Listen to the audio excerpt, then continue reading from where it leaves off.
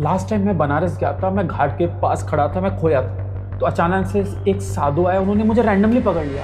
उन्होंने मुझे ये बात कही कि तुम्हें पता है, तुम्हारा ध्यान ही तुम्हारी दुनिया बनाता है। क्या तुम ध्यान से देख भी रहे हो या फिर सारी चीज़ें तुम्हारी डिफ़ॉल्ट चल रही है?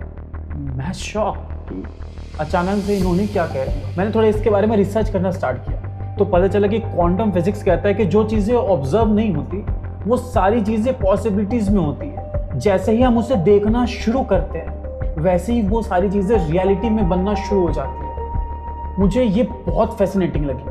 मतलब तुम्हारा फोकस, तुम्हारा ऑब्जर्वेशन किसी भी संभावना को हकीकत बना सकता है और तुम्हारा ध्यान ही तुम्हारा क्रिएटर है। तो एस्टोरिक लैंग्वेज में कहते हैं कि जिस चीज़ को तुम देख रहे होते हो, जिस चीज़ को एनर्जी दे रहे होते हो, वही तुम्हारी ज़िंदगी में ग्रो करने लगता है। तो सवाल ये है कि हम क्या किसी चीज़ पे फोकस कर रहे हैं? क्या हम अपने लाइफ के दुख को, प्रॉब्लम्स को ज़्यादा फोकस कर रहे हैं, इसलिए शायद वो ग्रो कर रहा है, और हम अपने ज़िंदगी के अच्छे पार्ट को, रोशनी पे फोकस ही नहीं कर रहे, शायद वो फेड हो रहा है।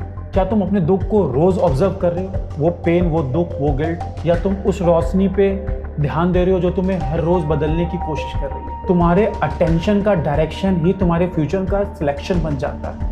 ये कोई मैजिक नहीं है, ये तुम्हारे कॉन्शियसनेस का चॉइस है। तुम ऑब्जर्वर नहीं हो, तुम क्रिएटर हो।